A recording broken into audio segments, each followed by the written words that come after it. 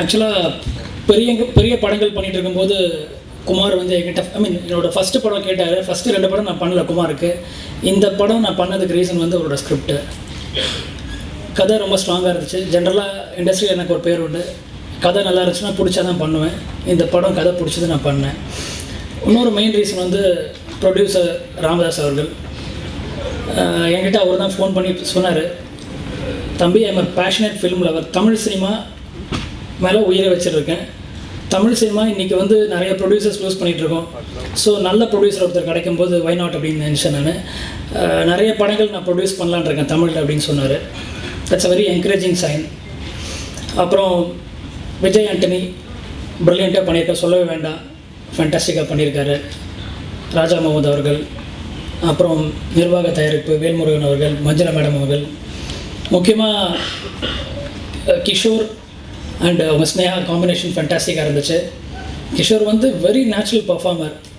இந்த படத்தில் ஏற்கனவே தெரியும் உங்களுக்கு, போலாதவன்லாம் பார்த்துருப்பீங்க, அவுட்ஸ்டாண்டிங். இன்றைக்கி விக்ரம் கூட என்கிட்ட உட்காந்துருக்கும் பேசினார், எக்ஸ்ட்ராடினரி பண்ணியிருக்காரு அப்படின்னு சொல்லிட்டு இருந்தார். Is a wonderful performer and wonderful human being also. Settle பார்த்தீங்கன்னா பர்ஃபார்மன்ஸை விட்டுட்டு மற்றவங்களுக்கு ஹெல்ப் பண்ணிட்டு ஒர்க் பண்ணிட்டு இருப்பார். ரஜினி தெர்மாக்கோல் பிடிப்பார், லைட் சைடில் ஒர்க் பண்ணார். அந்த மாதிரி ஒரு இன்ட்ரெஸ்டிங் பர்சனாலிட்டி. இன்னொரு முக்கியமான பர்சன் வந்து பிருத்வி, சச் அ பிரில்லியன்ட் கை. இந்த பையன் எங்களுக்கு கிடச்சது வந்து ஒரு பெரிய ப்ளஸ்ன்னு சொல்லலாம்.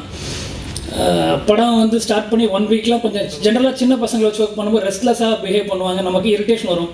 It's very difficult. ஏன்னா ஒரு மார்க் கொடுத்தா மார்க்கில் நிற்க மாட்டாங்க, தள்ளி ஓடி போயிட்டுருப்பாங்க. இந்த பையன் வந்து ஃபஸ்ட்டு 1 வீக் இரிட்டேஷன் வந்துச்சு எனக்கு. But after that he is very sensible. அவ்வளோ பர்ஃபெக்டாக இருந்தார். நான் இந்த படம் ஃபுல் படமும் ரெட் கேமரா தான் ஷூட் பண்ணேன். பிகாஸ் என்டையர் ஃபில்ம் வந்து ஒரு அவைலபிள் லைட் ஃபோட்டோகிராஃபியில் எடுத்த மாதிரி தெரியணும்னு சொல்லிட்டு மினிமம் லைட்ஸ் யூஸ் பண்ணேன். பிகாஸ் இது வந்து ஒரு போலீஸ் குவார்ட்டர்ஸில் நடக்கிற விஷயம். ஸோ ஈவன் லொக்கேஷன் கூட பார்த்தீங்கன்னா சின்ன கிராம்ப் லொக்கேஷன் தான் ஷூட் பண்ணோம். எப்படி கேமரா வச்சோம் எங்கே லைட் வச்சோம் தெரியாது, டிஃபிகல்ட்டாக இருந்துச்சு. பட் கரெக்டாக பண்ணியிருந்தோம் அந்த படத்துக்கு. அண்டு முக்கியமாக இந்த படத்தில் வெங்கடேசன் அவரோட டைலாக்ஸ் ரொம்ப ப்ரில்லியண்ட்டாக இருந்துச்சு. அது ஒரு பெரிய ப்ளஸ்ஸாக இருக்கும்னு நினைக்கிறேன் இந்த ஃபிலிமுக்கு. மற்றபடி ஹார்ட் ஒர்க் பண்ணியிருக்கோம். ஐ திங்க் கண்டிப்பாக படம் ஹிட் ஆகும்னு நினைக்கிறேன் நான். தேங்க்யூ.